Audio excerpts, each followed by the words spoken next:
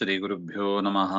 कान्ताय कल्याणगुणैकधाम्ने नवद्युनाथप्रतिमप्रभाय नारायणायाखिलकारणाय श्रीप्राणनाथाय नमस्करोमि। श्रीमत्समुद्भविजय तृतीय सर्ग 32ನೇ ಶ್ಲೋಕ. समुचितग्रहयोगगुणान्वितं समवधार्य मुहूर्तमदूषणम् प्रणयबन्धुरबान्धववानसौ द्विजकुलाकुलमुत्सवमातनोत्. समुचितग्रहयोगगुणान्वितं समवधार्य मुहूर्तम् अदूषणं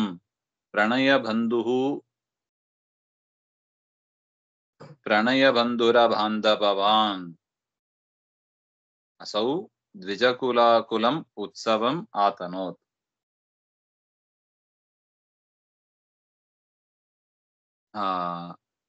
ಪ್ರಣಯ ಬಂಧುರ ಬಾಂಧವವಾನ್, ತಾನು ಮಾಡಿದ ಸ್ನೇಹದಿಂದ ಬಂಧು ಜನರು ಕೂಡ ತನ್ನಲ್ಲಿ ಪ್ರೇಮಯುಕ್ತರಾಗಿದ್ದಾರೆ, ಸ್ನೇಹಯುಕ್ತರಾಗಿದ್ದಾರೆ.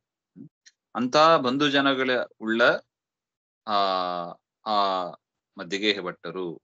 ಇಲ್ಲಿ ಬಾಂಧವರು ಅಂದ್ರೆ ಯಾರನ್ನ ಬಾಂಧವರು ಅಂತ ಕರಿತೀವಿ ಹಾಗೆಂದ್ರೆ, ಏ ಬಾಂಧವಾಹ ಶರೀರ ಸಂಬಂಧಿನಃ, ಯಾರ ರಕ್ತ ಸಂಬಂಧ ಇದಲ್ಲ ಅಂತವರನ್ನ ಬಾಂಧವರು ಅಂತ ನಾವು ಕರಿತೀವಿ ಅಂತ ಅದು ವ್ಯಾಖ್ಯಾನ ವಿಶೇಷ ಹೇಳಿದ್ದಾರೆ.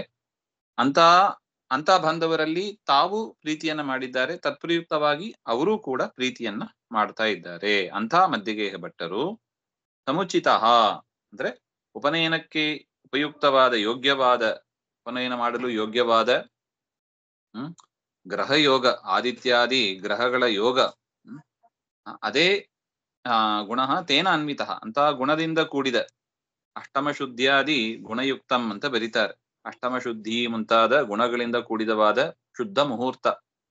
ನ ವಿದ್ಯತೆ ದೂಷಣಂ ಇತರ ದೋಷ ಯಸ್ಮಿನ್ ತಂ ಮುಹೂರ್ತಂ, ಉಳಿದ ಯಾವ ದೋಷಗಳು ಇಲ್ಲದೆ ಇರತಕ್ಕ ನಿರ್ದುಷ್ಟವಾದ ಒಂದು ಮುಹೂರ್ತ.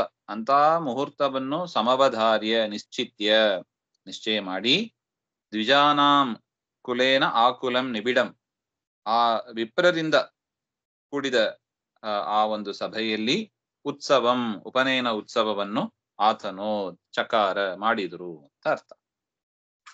ತನುಕರಣೆ ಲಂಗ್ ಅಂತ ಧಾತು ಅದು.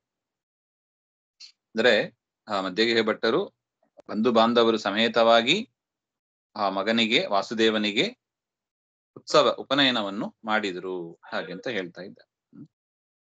ಸಮುಚಿತ ಗ್ರಹ ಯೋಗ ಗುಣಾನ್ವಿತಂ ಸಮವಧಾರ್ಯ ಮುಹೂರ್ತಮದೂಷಣಂ ಪ್ರಣಯ ಬಂಧುರ ಬಾಂಧವವಾನಸೌ ದ್ವಿಜಕುಲಾಕುಲಮುತ್ಸವಮಾತನೋತ್.